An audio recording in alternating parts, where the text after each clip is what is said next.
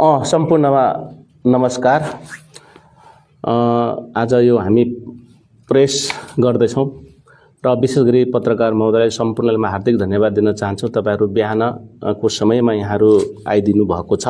त्यसमा हार्दिक धन्यवाद दिन चाहन्छु। र विशेष गरी हिजो हाम्रा जनप्रतिनिधि, वार्ड अध्यक्ष लगायत केही कार्यपालिका सदस्य र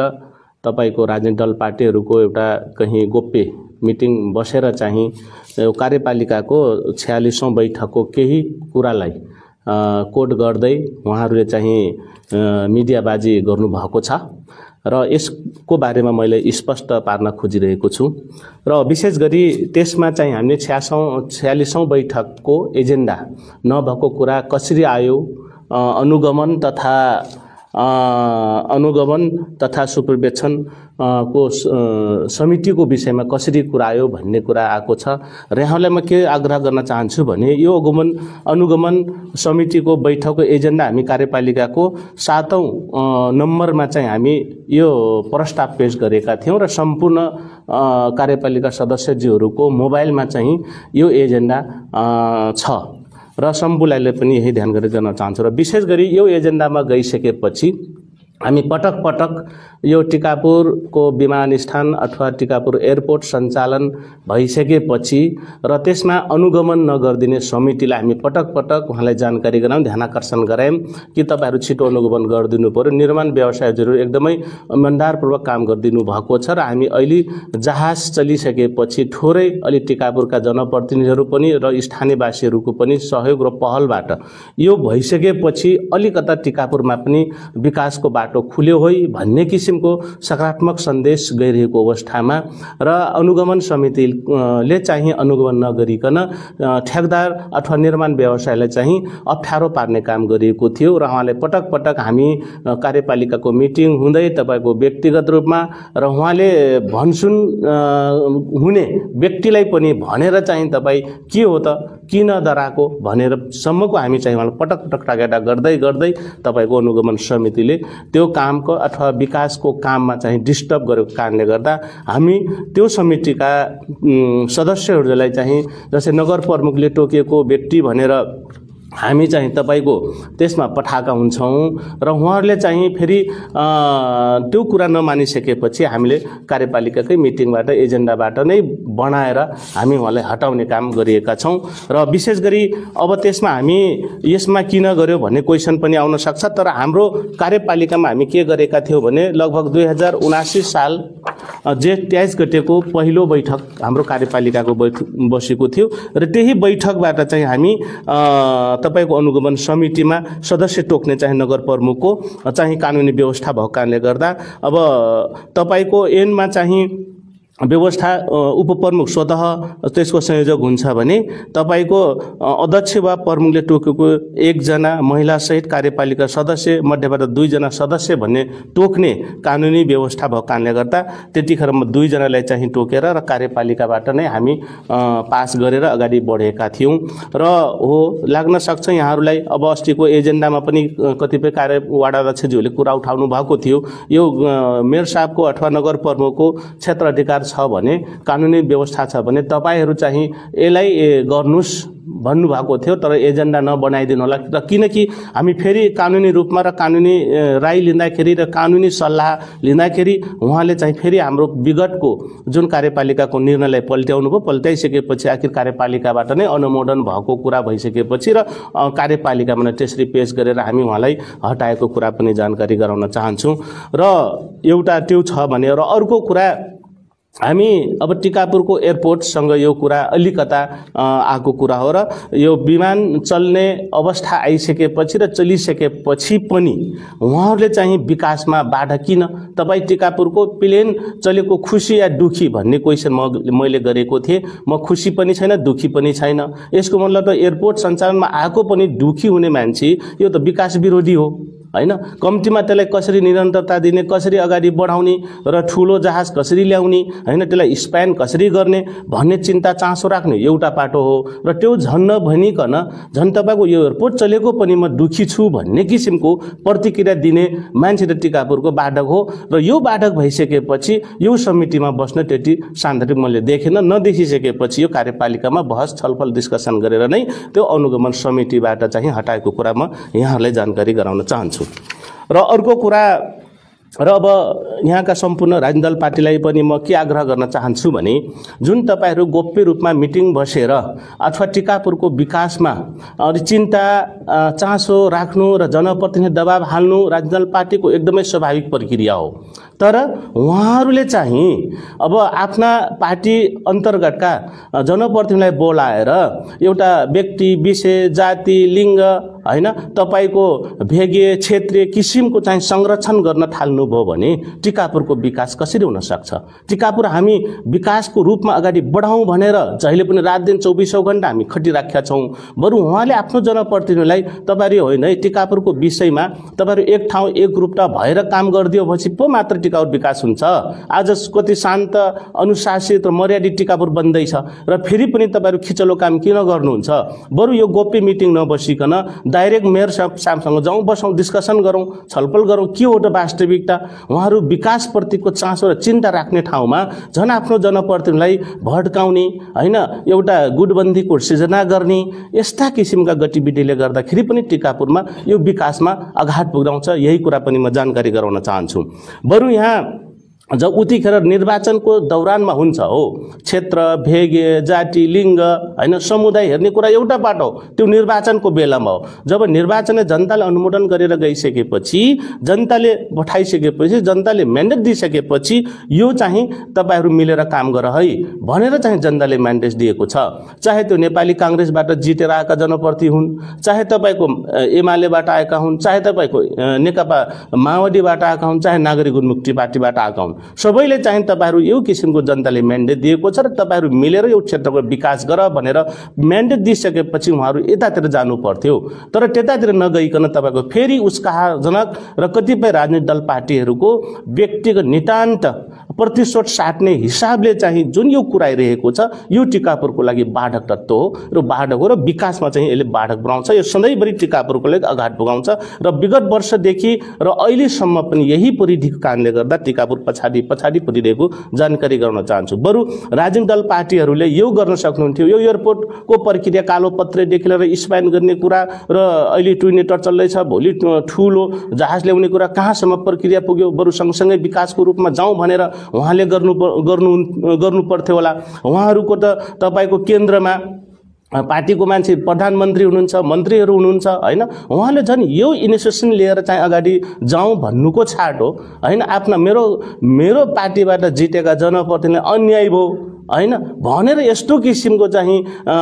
उहाँले सपोर्ट गर्न थाल्नु भने कसरी बन्छ टिकापुर हैन बरु टिकापुरको विकासको लागि के कुरा हो है तपाईहरु हामीलाई खबरदारी गर्ने कुरा हो हैन यो कुरा पनि राजनीतिक दल पार्टीमा ध्यान आकर्षण गराउन चाहन्छु र ध्यान जाओस् र हाम्रा यी जनप्रतिनिधि जति पनि हुनुहुन्छ नितान्त व्यक्तिगत स्वार्थमा लिप्त भएको हामी देख्ने गर्दछौं र मेरो कुरा मिलेन भने नगर प्रमुखलाई दोष दिने र मेरो कुरा नगर प्रमुखसँग मिल्यो भने चाहिँ बहुत राम्रो प्रशासनिक कुरा गर्ने यस्तो किसिमको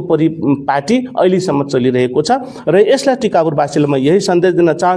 हामी हाम्रा क्षेत्रमा चाहिँ विकास गर्नको लागि जसरी हामी तल्लीट भएर अगाडि बढिराखेका छौं र त्यसरी गर्न तपाईहरु पनि हामीलाई सचेत गराउनुस् हामी सचेत नगराउनु भन्दैनौ हामीलाई खबरदारी गर्नुस् यदि हाम्रो बेठिटी हाम्रो गलत हामी क्रियाकलाप गरिराखेका छौं भने हामीलाई तपाईहरुले खबरदारी गर्नुस् तर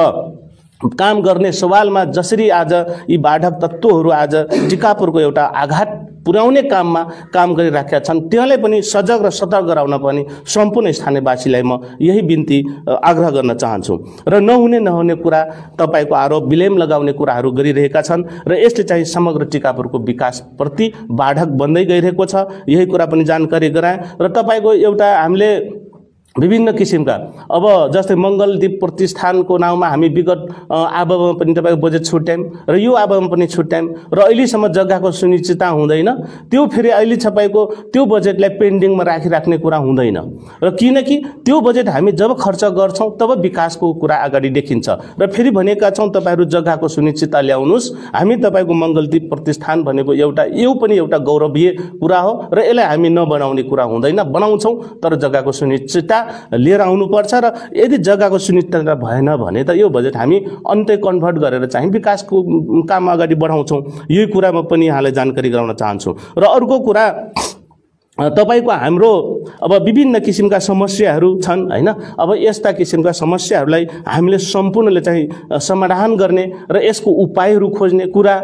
नगरिकन तपाईको विभिन्न सामाजिक सञ्जालमा हैन केही नितान्त व्यक्तिगत स्वार्थ लिप्त भएका केही राजनीतिक दल पार्टीका साथीहरू हुनुहुन्छ हैन समग्र टिकापुरको हक र हित विकासमा सबैले चाहिँ जोड्नुको सट्टा हैन र केही नितान्त केही व्यक्ति उस्काएर हैन केही मान्छे दौडधुप गरेर चलखेल गरेर हैन सबै पार्टीका केही तपाईको समग्र पार्टीका क्याडरहरूलाई नेतृत्वलाई म भन्न चाहदैन केही पात्रहरू त्यसरी चलखेल गरिरहेको कुरा पनि म यहाँले जानकारी गराउन चाहन्छु। अझै तपाईको अब हाम्रो हाकिम टिकापुर नगरपालिका प्रमुख प्रशासक अधिकारीज्यूलाई पनि कालो मोसोको सम्म दल छु भन्ने किसिमको हैन धम्की दिने यस्ता प्रवृत्ति भएका मान्छे अझै टिकापुरमा हामी पाइराखेका छौं र नितान्त व्यक्तिगत यदि तपाईको साँच्चै यो टिकापुरमा विकास गर्नको लागि हो भने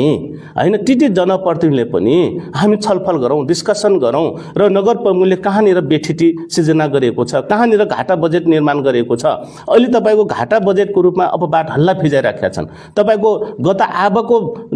पैसा आल्य भएको आको थियो र त्यो पैसा र फेरि यही विभिन्न शीर्षकबाट हाम्रो बिलो भएको पैसाहरूबाट हामी योजना बनाएर अगाडि बढाइराखेका हुन्छौं तर चाहिँ तपाईको घाटा बजेट प्रस्तुत गर्यो भने जो आउँछ यो गलत अपवाद हो। यदि यस्तो कुरा हो भने तपाई हाम्रो लेखा प्रशासनिक क्षेत्रबाट चाहिँ तपाईहरु लिन सक्नुहुनेछ बरु त्यसलाई सिस्टममा मिलाउने त्यसलाई भाषा र परिमार्जित गर्ने कुरा एउटा हुन सक्छ तर चाहिँ हामी घाटा बजेट कुनै पनि योजना निर्माण गरेका छैनौं र कतिपय कुराहरू चाहिँ बहुवर्ष योजनाहरू निर्माण गर्दै गर्दा अर्को आबमा सुनिश्चित गर्ने कुराहरू छँदैछन् तर फेरि पनि तपाईको हामी जबसम्म बजेट बनाउँदाखेरि अलिकता ठूलो दायरा अलिकता तपाईको महत्त्वाकांक्षी प्लान लिएर जान सकेनौं भने विकास असम्भव हुन्छ। त्यसकारण विकास बनाउनको लागि अलिकता महत्त्वाकांक्षी योजना र आगामी दिनको पनि सुनिश्चितता हुने गरी हामी चाहिँ काम गरिराखेका छौं यो कुराले पनि म समग्र टिकापुरवासीले जानकारी गराउन चाहन्छु। तपाईहरु भरमा नपर्नुस् टिकापुर नगरपालिका एकदमै एक्सन प्लानका साथ अगाडि बढिराखेका छ तर त्यो काम गर्ने हाम्रो शैली अलि टैटडीका अलिकता नमिल्न सक्छ होला तर फेरि हामी टिकापुरको लागि विकासको लागि हामी ओहोत रात खटेर चाहिँ काम गरिराखेका छौं र बरु त्यसमा सुधार गर्नुपर्ने पाछो छ भने तपाईहरु व्यक्तिगत रूपमा अथवा कार्यकक्षमा आएर यहाँहरु सल्लाह सुझाव दिन हुन म सम्पूर्णलाई पनि आग्रह र अनुरोध गर्न चाहन्छु। बरु यहाँहरुको जुन हाम्रो काम अझै प्रभावकारी गरिराखेका छौं यसलाई थप मलजल पुग्ने गरी अथवा थप तपाईहरुको नयाँ भिजन नयाँ मिसन र यो गर्दा अझै टिकापुरको लागि अगाडि बढ्न सकिन्छ भन्ने किसिमको यदि छ भने त्यो पनि ल्याउनुस् हामी त्यो पनि हामी अगाडि बढाउन सक्छौं भनिरहेका छौं र अझै तपाईको हामी योजनाहरू संशोधनका विषयहरू पनि आउँछन्। हामी स्पष्ट रूपमा के भनेका छौं भने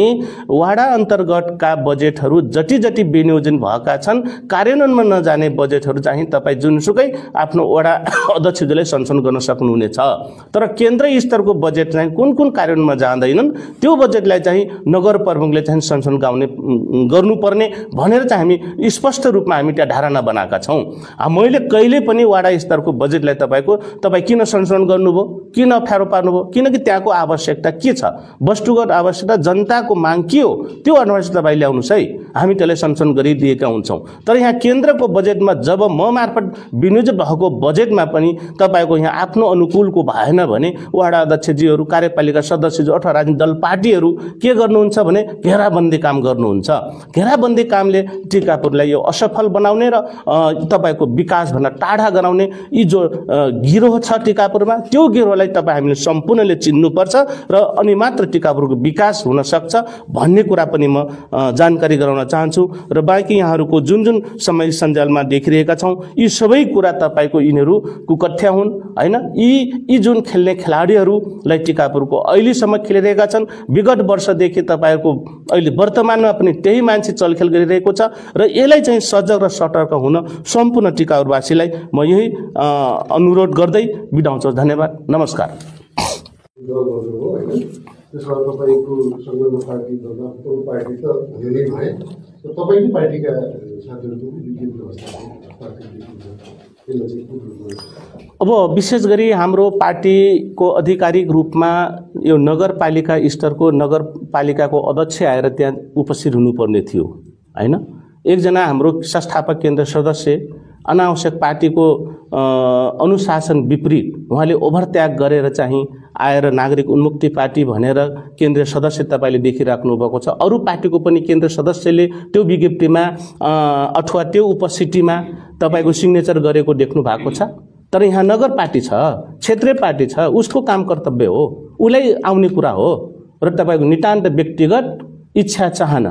भएको कारणले गर्दा कि हाम्रो समूहलाई, हाम्रो जातिलाई, हाम्रो वर्गलाई अप्ठ्यारो पार्यो है भनेर चाहिँ उसका जनक भूमिका यो गलत प्रवृत्ति हो।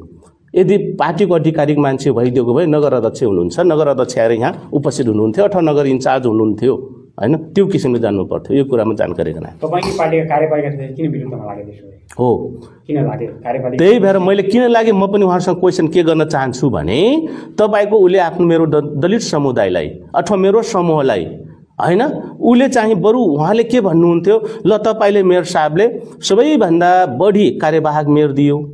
विभिन्न समितिमा पठायो। अनुगमन समिति भनेको सबैभन्दा टिकापुर नगरपालिकाको महत्त्वपूर्ण समिति हो। त्यो समितिले विकासमा प्रभावकारी र गुणस्तरीय हेर्ने समिति भएको कारणले गर्दा उहाँलाई त्यस्तो ठुलो जिम्मेवारी दिएको। तर उहाँले चाहिँ तपाईको त्यो काम गर्न नसकिसकेपछि उहाँले आफ्नो जाति, वर्ग, समूहको लिएर चाहिँ तपाईँ घुमफिर गर्न थाल्नुभयो र यसले चाहिँ टिकापुरले अगाडि पुगाउँछ। त्यही भएर हाम्रो कार्यपालिका सदस्य पनि त्यही अब म दलित हुँ भनेर सधैँभरि हेरिराख्ने, बरु त्यो दलितले हामी जिम्मा दिएको छ नगर प्रमुखले, त्यसले कार्यान्वयन गर्ने किन गरेनस् भनेर क्वेसन गर्नु पर्दैन हैन। यो कुरा म उहाँहरूसँग प्रश्न गर्न चाहन्छु। त्यसको तपाईकै पार्टीका सङ्गठनका मान्छेहरू चाहिँ त्यसरी लागिसकेपछि अब के पार्टीले कारबाही गर्छ उहाँहरूले? अब यसको विषयमा अब छलफलको प्रक्रिया हुन्छ। अब हामी चाहिँ तपाईँको पार्टीको मिटिङ भएको छैन, मिटिङबाट चाहिँ नगर अध्यक्षज्यू आएर भेटेर जानुभएको छ। यसको कुरा अब हामी ध्यान आकर्षण गराउँछौँ, हामी मिटिङबाट नै छलफल गर्छौँ भनेर खबर गर्नुभएको छ। अब कारबाही भन्दा पनि अब के हो भनेर उहाँहरूसँग स्पष्टीकरण लिने कुराहरू हैन। तपाईहरू अब एउटा कामको सवालमा तपाईको जस्तै एयरपोर्ट चलेको, यदि अन्य कुनै हैन काम भइरहेको एउटा बाटो एयरपोर्ट चलेकोमा अनुगमन नगर्दिने त्यस्तो संयोजक तपाईँ हामी के भन्ने कुरा हो हैन। र ती संयोजकलाई सपोर्ट गर्ने हाम्रो कार्यपालिका सदस्य र केही हाम्रा राजनीतिक दलका पात्रहरू पनि देखिनु भनेको यो आघात पुगाउने काम हो, जनताको आघात पुगाउने काममा सरिक हुनुभएको छ। यो नितान्त दुःखको कुरा हो। यो तपाईले खातापाती बारे बोल्नुभयो हैन, जस्तै उहाँहरू चाहिँ हिजो तपाईलाई चाहिँ मेयर बनाउन पनि रात दिन खटिनुभयो हैन। तपाईले चाहिँ एउटा चाहिँ मेयर जिताउनका लागि लाग्नुभयो, पार्टीको सङ्गठन बनाउन लाग्नुभयो। आज उहाँहरू तपाईँकै विरुद्धमा उभिएको जस्तो देखियो हैन।